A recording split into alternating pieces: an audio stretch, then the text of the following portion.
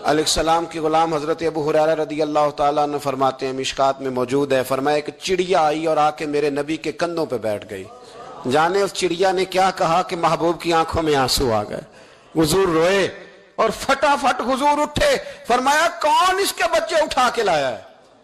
کس نے اس کے بچے اٹھائے؟ کون ہے؟ جلدی بتاؤ۔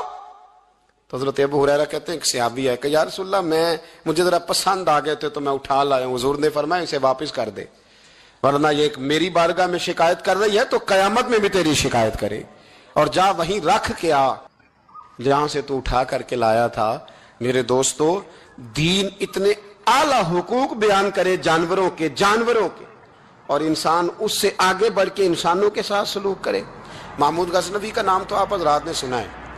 محمود غزنوی کے جو باپ تھے ان کا نام تھا سبکتگین۔ سبکتگین ایک آدمی کے غلام تھے، مزدوری کرتے تھے، کسی کے یہاں ملازم تھے، شکار کے بڑے شوقین تھے۔ فرماتے ہیں کہ میں تنخواہ تھوڑی کم لیتا تھا اپنے آقا سے اور اسے کہتا تھا کہ ہفتے میں ایک چھٹی مجھے ضرور دینی ہے، میں نے شکار کھیلنا۔ اور یہ بھی یاد رکھ لیں کہ شکار ضرورت کے لیے کھیلنا جائز ہے، شوق کے لیے کھیلنا جائز نہیں ہے۔ آپ شوق کے لیے جانور مار کے گھر آ گئے، شوق کے لیے جانور مارا اور گھر آ گئے۔ معاذ اللہ تعالیٰ ایسے بھی شہزادے ہیں سیاستدانوں کے، سیٹھوں کے، نوابوں کے، جو کہتے ہیں کہ ابھی وہ کوئی کھانے کے لیے تھوڑی شکار کر رہا ہے، وہ تو نشانہ پکا کر رہا ہے اپنا۔ معاذ اللہ نشانہ سمجھ کے جانور کو مارا جائے گا، اور یہاں تک باتیں سننے میں ملتی ہیں کہ جانور باندھا جاتا ہے، اس پہ نشانہ کیا جاتا ہے۔ رسول پاک علیہ السلام نے لعنت فرمائی ایسے شخص پر جو بندھے جانور پر نشانہ لگاتا ہے۔ یہ ہمارے شوق ہیں، یہ بڑائی کی علامت ہے۔ چار پیسے آئے ہیں تو لوگوں نے یہ شوق پال لیے، اور بے دریغ جانوروں پر لوگ بندوقیں اٹھائے گھومتے ہیں۔ سنو، سبکتگین کہتے ہیں میں شکار کا شوقین تھا، لیکن ضرورت کے لیے شکار کرتا تھا، ہفتے میں شکار مار کے لاتا تھا، پھر پورا ہفتہ ہمارے گھر والے اسی کو کھایا کرتے تھے۔ فرماتے ہیں کہ میں تنخواہ تھوڑی لیتا تھا اپنے آقا سے، محمود غزنوی کے والد سبکتگین، کہ میں بھئی ہفتے میں ایک دن شکار کرنے جاؤں گا۔ کہتے ایک دن میں جنگل میں شکار کرنے گیا تو کچھ جانور کم نظر آئے، صبح سے لے کر میں گھومنے لگا، عصر کا وقت ہو گیا، کوئی شکار نہ ملا۔ اب میرے دل کے اندر یہ ڈر تھا کہ اگر مغرب مجھے یہیں ہو گئی تو مجھے کوئی درندہ، کوئی جانور پریشان کرے گا۔ اسی پریشانی کے عالم میں میں دائیں بائیں دیکھ رہا تھا کہ ہرنی کا ایک بچہ مجھے نظر آیا۔ میں نے جھٹ سے وہ ہرنی کا بچہ ہی اٹھا لیا کہ آج یہی شکار کروں گا۔ کہتے ہیں میں نے اسے گھوڑے کے آگے رکھا، اپنے آگے گردن کی جانب، اور میں نے گھوڑے کی لگامیں اس تیزی سے گھمائی کہ سر پٹ گھوڑا دوڑایا تاکہ مغرب سے قبل میں شہر میں پہنچ جاؤں، یہ جنگل کا علاقہ گزر جائے۔ کہتے ہیں میں بڑی گرمی تھی، بڑی پیاس لگی، پر پانی نہ پیا نہ گھوڑے کو پلایا، سر پٹ دوڑایا اس ڈر سے کہ کہیں ایسا نہ ہو کہ میں جنگل میں مجھے شام ہو جائے۔ کہتے ہیں جب میں شہر سے باہر پہنچ گیا تو مغرب کا وقت بھی شروع ہو گیا۔ کہتے ہیں ابھی میں پہنچا ہی تھا، میں نے وہاں گھوڑے کو روکا، خود بھی پانی پیا، جانور کو بھی پلایا۔ کہتے ہیں ذرا میں نے آنکھ اٹھا کے دیکھا تو جس ہرنی کا میں بچہ لایا تھا وہ بھی دوڑتی ہوئی میرے پیچھے آ گئی۔ کہتے ہیں وہ پیچھے میرے کھڑی ہے، پتہ نہیں کہاں سے بیچاری دوڑی، میرا تو گھوڑا تھا اور میں نے تو سانس بھی نہیں لیا۔ 1.5 گھنٹہ 2 گھنٹے میں بھگاتا لایا اس جلدی میں کہ باہر آنا ہے۔ کہتے ہیں پلٹ کے دیکھا تو اس کی سانس پھولی ہوئی ہرنی کی اور للچائی نظروں سے مجھے دیکھ رہی ہے۔ دل کے ایک کونے سے آواز آئی کہ آج تو 2 شکار ہو گئے، بچہ تو پکڑا ہی، اس کی ماں کو بھی قابو کرتا ہوں تاکہ ڈبل شکار ہاتھ آئے گا۔ کہتے ہیں پھر اندر سے میرا درد بولا، اندر سے میرا رحم بولا کہ ایک ماں اپنا بچہ لینے آئی ہے، اور اس طرح تو اسے تکلیف نہیں دی جا سکتی کہ اسے بلیک میل کر کے ماں کو بھی رکھ لیا جائے۔ کہتے ہیں جب میں نے اس ہرنی کی طرف دیکھا تو اس کی نظروں میں سوال تھا، اس کی نظروں کے اندر سوال تھا، کچھ مانگ رہی تھی۔ کہتے ہیں میں نے اس بچے کی پشت پر ہاتھ پھیرا، پھر میں نے بچہ چھوڑ دیا۔ کہتے ہیں اس نے پہلے بچے کو بازوؤں میں لیا، پھر اپنی زبان سے اپنا بچہ چاٹنے لگی۔ کہتے ہیں پھر وہ جب جنگل کی طرف جانے لگی تو ایک دفعہ اس نے میری طرف دیکھا، دوسری دفعہ اس نے آسمان کی طرف دیکھا۔ زندگی میں مجھے اتنا سکون کبھی نہیں آیا تھا جتنا آج آیا۔ کہتے ہیں میں گھر گیا، عشاء کی نماز پڑھی، باوضو میں بستر پہ لیٹ گیا، لوگوں میرے نصیب دیکھو، مجھے مدینے والے محبوب کا دیدار نصیب ہوا۔ رسول کریم علیہ السلام میری خواب میں آئے، میں رونے لگا، گھر مہک اٹھا، پھول کھلنے لگے، خوشبوئیں بکھرنے لگی. کہتے ہیں محبوب کریم تشریف لائے اور کیا خوبصورت جملہ ہے. محبوب فرمانے لگے او سبکتگین اگر تجھے بادشاہ بنا دیا جائے تو انسانوں کے ساتھ بھی اسی طرح رحم کرے گا نا جس طرح آج ہرنی کے ساتھ کیا ہے. اگر تجھے بادشاہ بنایا جائے تو رویہ یہی رکھے گا یا بدل جائے گا. کہتا ہے میں رو پڑا. میں نے کہا یا رسول اللہ میں تو غلام بننے کے بھی قابل نہیں تو بادشاہ کیسے بنوں گا. فرمایا تیری آج کی ادا بڑی پسند آئی ہے, عرش کے مالک نے تجھے بادشاہ بنانے کا فیصلہ کر لیا. تیری یہ ادا بڑی بھائی ہے, بڑی پسند آئی ہے. فرماتے ایک ہرنی کے بچے پہ رحم کھایا تھا, رب کریم نے مجھے بادشاہی عطا فرما دی.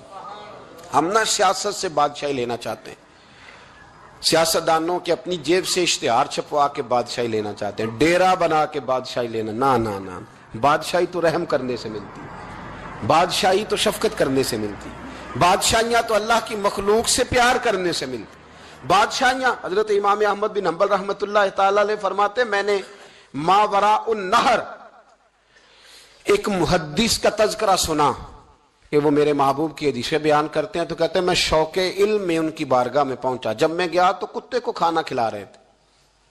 میں نے سلام لی تو انہوں نے جواب تو دیا پر کوئی اتنی توجہ نہیں کی میری طرف. میرے دل میں خیال آئیے محدث ہیں اور کتے کے ساتھ اتنا پیار کر رہے ہیں, میری طرف دیکھا ہی نہیں. تو فرماتے ہیں وہ کتے کو کھانا کھلا کے فارغ ہوئے تو میری طرف دیکھ کے کہنے لگے احمد بن حنبل میرے علاقے میں کتے نہیں رہتے, کتے دوسرے شہر میں زیادہ پائے جاتے ہیں, یہ بھوکا تھا تو ادھر آ گیا تھا. اور تمہیں حضور علیہ السلام کی وہ حدیث تو پتہ ہوگی کہ نبی پاک نے فرمایا جو کسی کے ساتھ امید لگائے اور وہ آدمی اس کی امید پوری کرنے پر قادر ہو پھر بھی امید پوری نہ کرے تو قیامت کے دن اللہ اس کی بھی بہت ساری امیدیں پوری نہیں کرے گا, اسے سزا ملے گی. امید پوری کرنے پر قادر تھا, مجبور نہیں تھا, پر پوری نہ کی تو اسے قیامت کے دن سزا ملے گی. تو فرمایا یہ کتا امید لگا کے آیا تھا میرے گھر میں کھانے کی, تو اگر میں پوری نہ کرتا تو پھر حضور کی اس حدیث پر عمل کیسے ہوتا اور پھر مجھے حدیثیں بیان کرنے کا مطلب کیا سمجھ میں آتا. امام احمد بن حنبل رحمۃ اللہ تعالی علیہ فرماتے ہیں میں نے کہا استاد جی اجازت دے دیں. کہا کدھر آئے تھے؟ کہا حضور جس کام آیا تھا نا وہ میرا بڑا ہی اچھا ہو گیا ہے, وہ بڑا شاندار ہو گیا. جو حدیث بھی آپ نے بیان کر دی اور صرف بیان نہیں کی, آپ نے تو عمل کر کے بھی دکھا دیا ہے. آپ نے تو اس حدیث پر منوان عمل کر کے بھی دکھا دی. جانور کے ساتھ حسن سلوک کرنا, اس کے ساتھ پیار کرنا, جانوروں کا خیال رکھنا. کچھ جانور موذی ہوتے ہیں, شریعت نے انہیں مارنے کی اجازت دی ہے, اجازت دے دیا. جو جانور تکلیف دیتا ہے, اذیت دیتا ہے, اسے مارا جا سکتا ہے, اس کو ہٹایا جا سکتا ہے. لیکن جانور کے حقوق کا لحاظ کرنا, اس پر رحم کھانا, اس پر توجہ دینا. میں برطانیہ کے ایک شہر کی طرف جا رہا تھا تو رستے میں نا ٹریفک بند ہو گئی. تو آپ کو پتا ہے میپ وغیرہ نکل آئے ہیں تو میپ سے پتہ چل جاتا ہے کہ کس روڈ پہ رش زیادہ ہے, کس پہ رش کم ہے. تو میں نے اپنے ڈرائیور سے یہ شکوہ کیا کہ میاں تم تو کہتے ہو یہ رستہ صاف ہے, یہ یہاں تو ٹریفک ہے. کہنے لگا حضرت صاحب پہلے نہیں تھی, ابھی ہوئی ہے تو پتہ کر لیتا ہوں. اس نے نیٹ پر کوئی چیز لگائی تو جواب یہ آیا کہ روڈ پہ نا آگے کتے کا ایکسیڈنٹ ہو گیا ہے اور ایمبولینس آ رہی ہے کتا اٹھانے کے لیے. تو جیسے ہی کتا اٹھا کے لے جائے گی نا روڈ کھول دیا جائے گا. مجھے نا شرم آئی, مجھے احساس نے مجھے پریشان کر دیا.